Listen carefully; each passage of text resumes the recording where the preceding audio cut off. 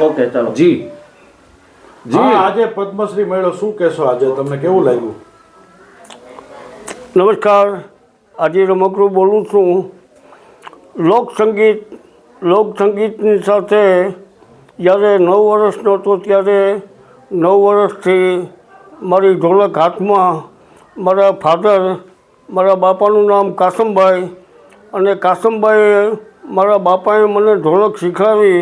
ત્યારે 9 વર્ષનો હતો ત્યારે પ્રોગ્રામમાં પ્રાણભાઈની સાથે, દિવાળીબેન સાથે, નવરાત્રિમાં, ગરબીમાં, વંજારી ચોકમાં ત્યારે હું ગરબીમાં વગાડતો. ત્યારે મને ₹1.5 આપતા. ત્યારે ₹1.5થી મારી શરૂઆત હતી. પછી પ્રાણભાઈની સાથે મેં શરૂઆત કરી. મને ₹10 મને આપતા.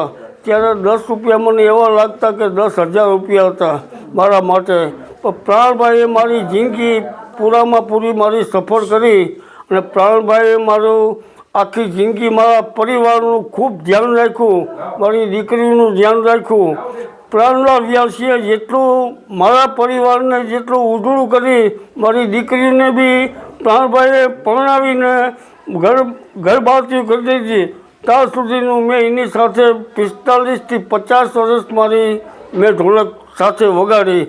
અત્યારે આજે પદ્મશ્રી એવોર્ડ માટેની મને ખાતરી હતી કે મને પદ્મશ્રી એવોર્ડ મને મળશે. અને પદ્મશ્રી એવોર્ડ મને નરેન્દ્રભાઈ મોદીના હાથથી જ મને મળશે. મને એટલી ખાતરી હતી. આખી જિંદગી મેં મારી તપસ્યા હતી કે મારી ઢોલક અને પદ્મશ્રી એવોર્ડની. અને મારી ઢોલક છે દિલ્હીના જાપાની, પણ આખા ભારતમાં અને આખા વર્લ્ડની અંદર, ગુજરાતની અંદર બી ડાયરા મેં ખૂબ કર્યા. રસધારામાં રાખાભાઈ, પ્રાણભાઈ, નાનજીભાઈ, સમજ્યા, ખૂબ ડાયરા કર્યા. 25,000 પ્રોગ્રામ મેં ડાયરાના કર્યા. ગાયો માટે પ્રોગ્રામ કર્યા, મંદિરો માટે પ્રોગ્રામ કર્યા. મંદિરોમાં નોકરી બી મેં કરી. આજે મારા વતનની અંદર બી મને વતનમાંથી બી એટલા ફોન આવ્યા કે હાજી તને અભિનંદન આપ્યું છે કે તે તારી જિંદગીને તારી સફળતા તે પૂરી કરી. સમજ્યા, એ માટે આપનો ખૂબ ખૂબ આભાર માનું છું. અને નરેન્દ્રભાઈને હું વધારે આભાર માનું છું. અને મને રાજી કરી દીધો ને મારી જિંદગી સફળ પૂરી કરી દીધી. મારા બચ્ચાને જિંદગી સફળ કરી દીધી. અને મારા હાથમાં બી ખુશ થઈ ગયો. જો મારી જાતને મને એવોર્ડ મળે તો મારા માટે નકામું હતું. પણ આજે મને જીવતા મને જે એવોર્ડ આપ્યો ને તો રાજીના રેડ થઈ ગયો જુનાગઢ જિલ્લાની અંદર. સમજ્યા, એમનો નરેન્દ્રભાઈનો ખૂબ ખૂબ અને અમિત શાહનો બી હું ખૂબ આભાર માનું છું. આજે જુનાગઢ અને ગુજરાતને માટે ગૌરવનો દિવસ છે. આજે કેન્દ્ર સરકાર દ્વારા, ભારત સરકાર દ્વારા પદ્મશ્રી એવોર્ડની ઘોષણા કરવામાં આવી છે ને એમાં ગુજરાતના 3 સન્માનીય વ્યક્તિઓને પદ્મશ્રી આપવાનું જ્યારે બિરુદ એમને સન્માન મળ્યા છે. ત્યારે આજે જુનાગઢની અંદર હાજી રમકડું, આપણે હાજીભાઈને હુલામણા નામથી હાજી રમકડાથી સમગ્ર ગુજરાત જેમને ઓળખે છે, એને એક આર્ટના કલાકાર, એક ઢોલકને પદ્મશ્રી મળ્યો છે. એટલે આ પદ્મશ્રી એ જુનાગઢને માટે 4થો પદ્મશ્રી છે. એટલે જુનાગઢને માટે ગૌરવ હોય છે. દિવાળીબેન હતા, ભીખુદાનભાઈ હતા, કવિદાદ હતા અને આજે હાજીભાઈ.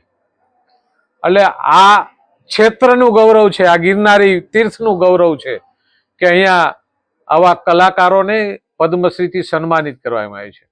અને આપણે તો ગૌરવ એટલા માટે લઈ શકીએ કે હાજીભાઈને તો હું રાજ્ય સરકાર વતી પણ ખૂબ ખૂબ ધન્યવાદ આપું છું ને જુનાગઢના નગરજનો વતી પણ એને ખૂબ ખૂબ શુભેચ્છા આપું છું કે એક વ્યક્તિ આપણે જોઈ શકીએ છીએ કે પદ્મશ્રી કેને મળતા અને અત્યારે કેને મળે છે.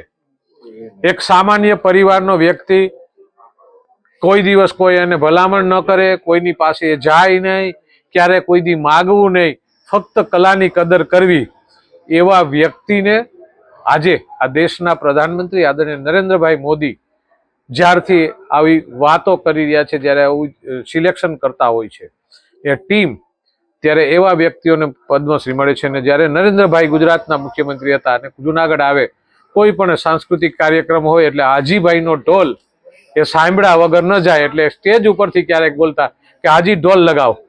આ એમનો પ્રેમ નરેન્દ્રભાઈનો હાજીભાઈ પ્રત્યે હતો. આજે એમને એ સાર્થક કલા જે સાર્થક હતી એ કલાને આજે નરેન્દ્રભાઈએ વંદન કર્યા છે. હું આજે ગૌરવ સાથે કહી શકું છું કે પદ્મશ્રીથી વ્યક્તિનું મહત્વ વધતું હોય છે, એમના એવોર્ડ એમને સન્માન વધતું હોય છે. પણ આજે હું પહેલી વખત એવું કહી શકું છું કે આજે હાજીભાઈને પદ્મશ્રી મળ્યો છે ને તો પદ્મશ્રીનું સન્માન વધ્યું છે કે એવું વ્યક્તિત્વ હતું કે એવા વ્યક્તિત્વને અને આજે એ સન્માન મળ્યું છે. એટલે ધન્યવાદ આપું છું કે આજે આ ગુજરાત રાજ્ય અને કેન્દ્રની સરકાર એક દાખલો આપ્યો છે કે આ કેન્દ્રની સરકાર છે એ સારા વ્યક્તિ હોય છે, પછી કોઈ પણ ધર્મ હોય, કોઈ પણ સમાજ હોય, પણ જે વ્યક્તિએ દેશને માટે આ સંસ્કૃતિ માટે જેમને યોગદાન આપ્યું છે એને કાયમને માટે સન્માન આપે છે. એનું મોટું ઉદાહરણ હોય તો એ હાજીભાઈ છે.